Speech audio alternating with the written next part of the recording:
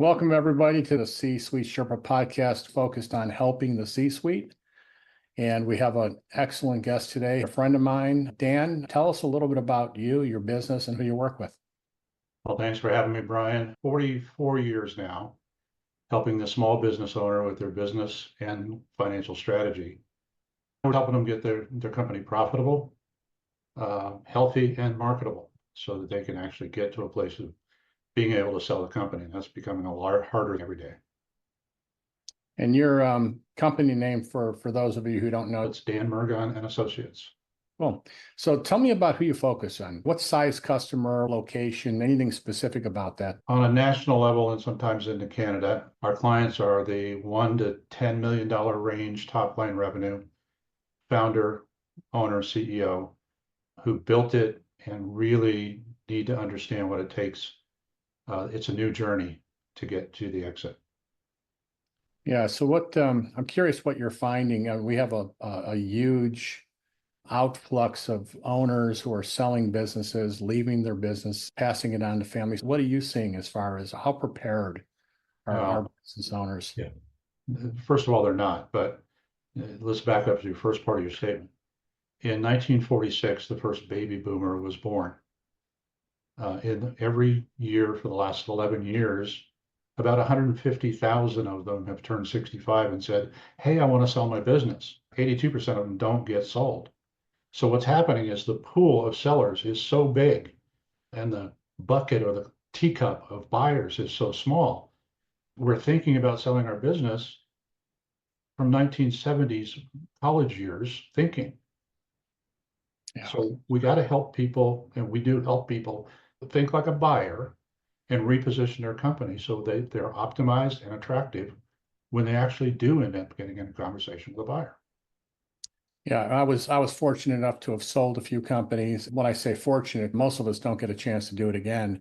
Mm-hmm. I'll never forget the first time I sold a company. It was for way less than what it was worth. I had no idea what buyer's math was. Maybe if you can give us a little insight to the perspective you bring to a seller that is unique, because sellers don't necessarily do the right things intuitively when they're ready to sell. What kind of insight do you bring in terms of the value drivers that a business has to be aware of?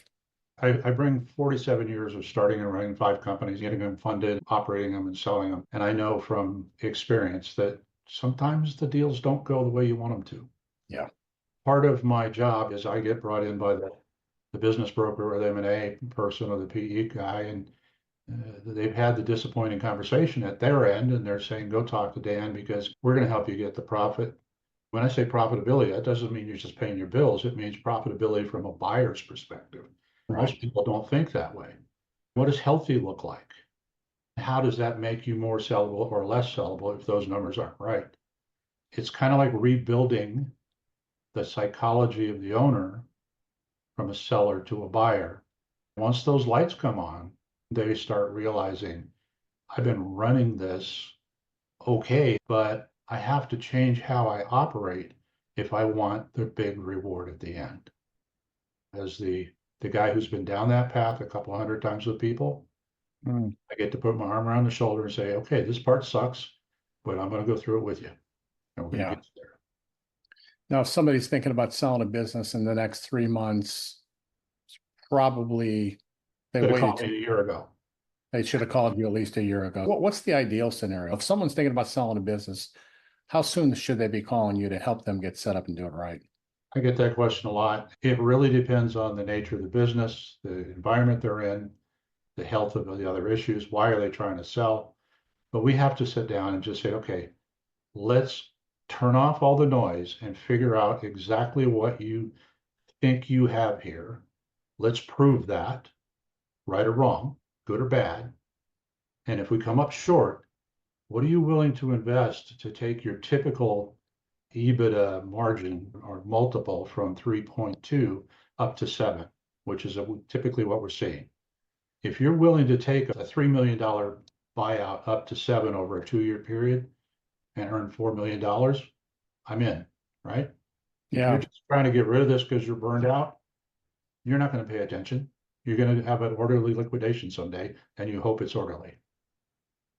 People say, hey, Dan, I don't plan on exiting the business. And I laugh when I hear that because we're all going to exit at one point in time. It's a question of whether we're doing it voluntarily or involuntarily. Go Most ahead. people don't realize that half of the companies that started 10 years ago aren't here because of a death, divorce, disability, or some kind of disaster. Think about that happening to you, and you'll hear, I have a financial planner, I have a wealth advisor.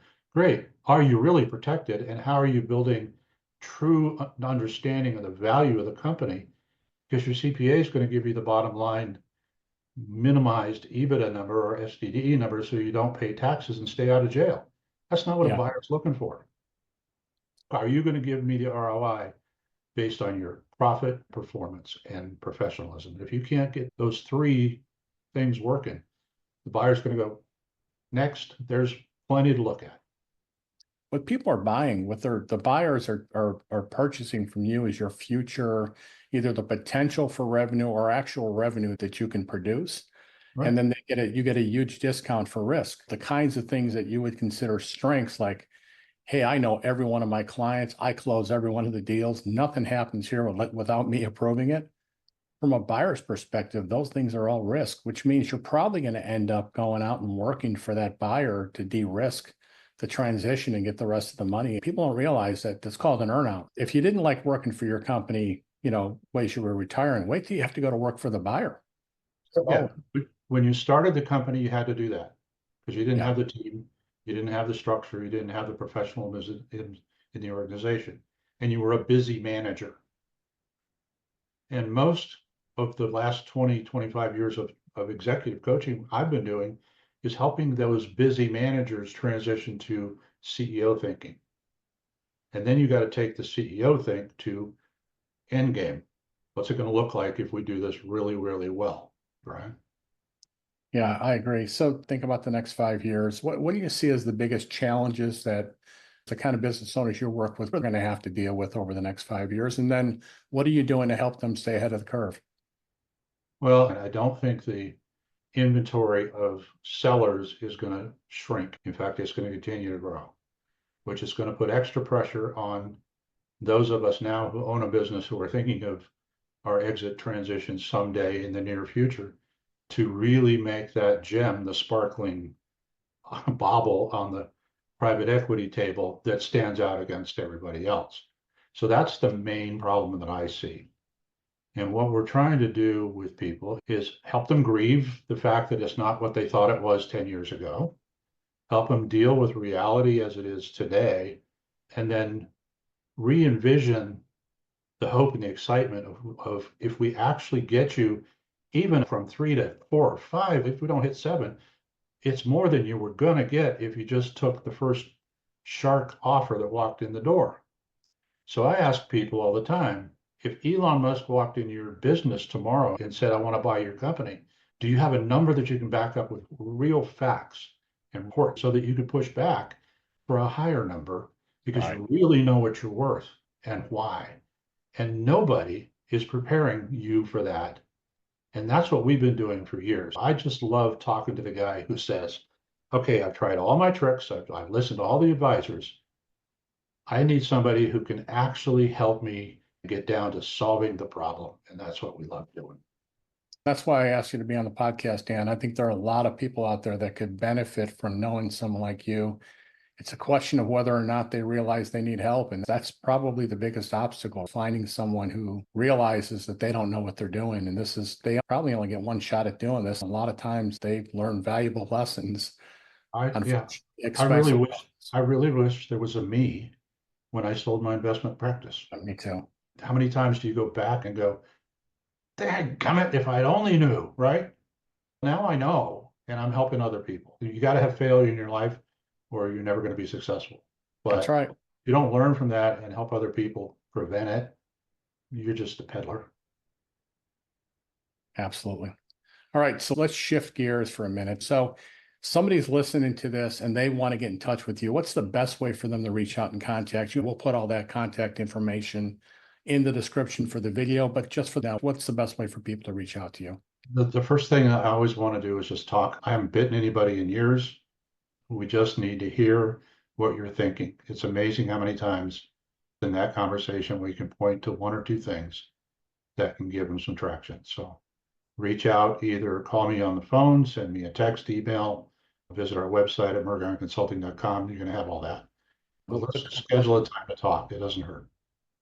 Well, Dan, like I said, if anyone's listening and you're looking for somebody to be the Sherpa on that journey to sell your company, Dan is a great resource. I personally recommend him. I'm just glad to have time today to talk to you, Dan, and appreciate you being on the podcast. My pleasure. Thanks so much, Brian.